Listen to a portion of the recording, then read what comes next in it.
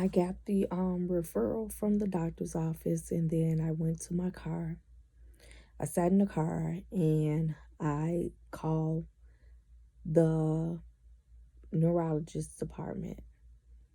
I spoke to the lady over the phone. She insisted that they didn't take my insurance, so I drove over to the back to the hospital. Um, when I got there, um, I was greeted by the person at the desk, and I told them that I wanted to set up an appointment, had my referral in my hand, and once again, they said that they didn't take the HMO. I said, and then I spoke to her and asked her if I could see someone else, like who's in charge of you.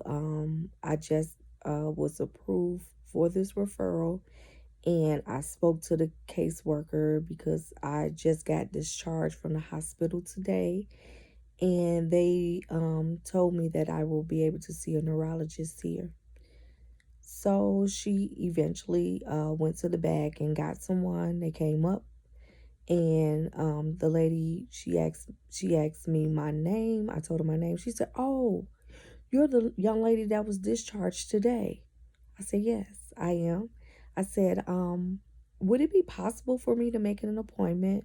So she got on her computer. She said, "Yes, they're expecting you."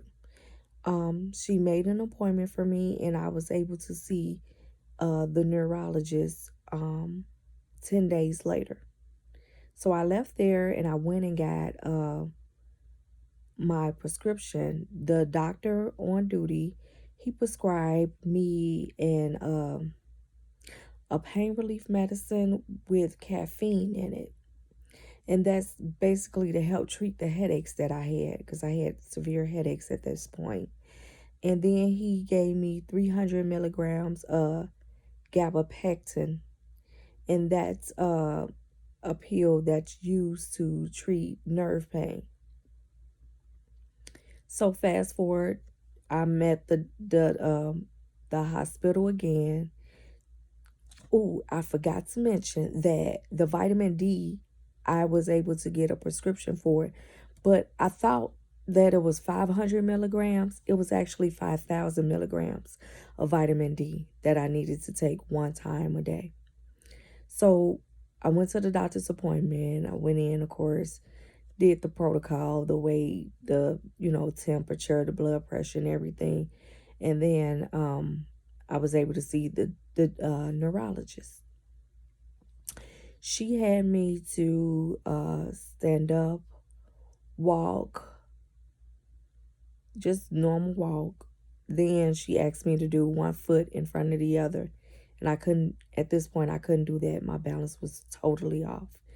Then she will put her hand in front of mine and say, push, pull, push, pull. Can you push this away? Can you pull this? Can you pull this arm? Then she would do the same thing with my legs, pressing down on my thigh, pressing down on my calf, seeing if I could push it forward and backwards. Then she did a test where she hit the hammer. It was a metal hammer. She hit it on the floor to see if I could feel the vibration in my feet. And I could. Then she, of course, hit my knee to see if I had reflexes and everything like that. But what I forgot to mention is during this time, my feet, they were extremely numb, but I could feel that vibration. But before I even made it to the emergency room, one night I was changing my son's diaper on the bed, and I was walking, and I put my foot underneath the bed, and um, I hit the wheel underneath the bed, and the wheel, it took my big toenail off. So at this point, I didn't have a big toenail because it came off, and I didn't. And the way that I noticed that it was my toenail had come off is because I looked down and saw blood on the floor, and then I went in the restroom, turned on the light, and I saw that my toenail was like flapping up and down. And so I ran it under water in the tub. I just turned on the tub, ran the water in the tub, cold water, and ran it under there for a while. Took some peroxide, just threw it on there. Because at this point, if I bent down, I would lose my balance. So I threw it on there. And then I just took some Vaseline and kind of like tried to help my foot and apply pressure and wrapped it around with some gauze and everything, trying to treat myself. But getting back to this doctor's appointment, after we did all the testing, she asked me when did it begin, how am I feeling now, and I explained to her. She knew that I had been seen in the emergency room, and she knew the doctor, and she actually talked to me about some of my blood work, and they did a complete blood count. They tested me for hepatitis B. They screened me, like my basic metabolic panel and everything, just to see like what kind of um vitamin deficiencies that I had or anything like that, if I had anemia or anything like that. So she went through the findings of the CT scan, the MRI, the X-rays, and everything like that. She told me what kind of medication that the doctor gave me a script for. I mentioned that I had filled that script and I've been taking the medicine as directed. She asked me if I had noticed any changes in me. And I said no, I'm basically still the same, really tired, really achy with the numb in my hands and in my feet. And I don't have the head pain anymore, but I do have the pain down my shoulder and my arms, and both of my hands are extremely numb and tingly.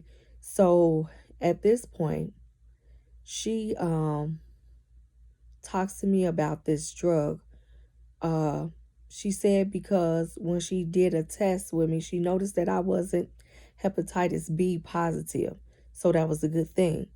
And she noticed that I have a virus called the JC virus. So after looking up what the JC virus was, I understand that that's like if you had drank any contaminated water or have eaten any contaminated food. Over 90% of people on the earth have this JC virus that we know nothing about, that we have no idea that we're hosting this virus in our bloodstream. So I guess I was fortunate because she talked to me about this drug called Ocrevus, and it's where you get an infusion. So an infusion is when you sit in a doctor's office and they hook the drug up through the IV, and the drug drips through your system. So she told me the side effects. She said that Ocrevus can cause cancer, and so she gave me the booklet with it. She said if she treated me with the Ocrevus, it's a 80% chance that I can get a little better. She said that before this moment in time, they would they would treat patients a little slower. But with this Ocrevus, because they have seen a lot of progress with it, she recommended it for me. She asked me to read the book, and if I have any questions, to give her a call. So I took the book home. She eliminated the the the first script that the doctor gave me, and she gave me a medicine called amitriptyline, and she asked me to take 25 milligrams of that instead. And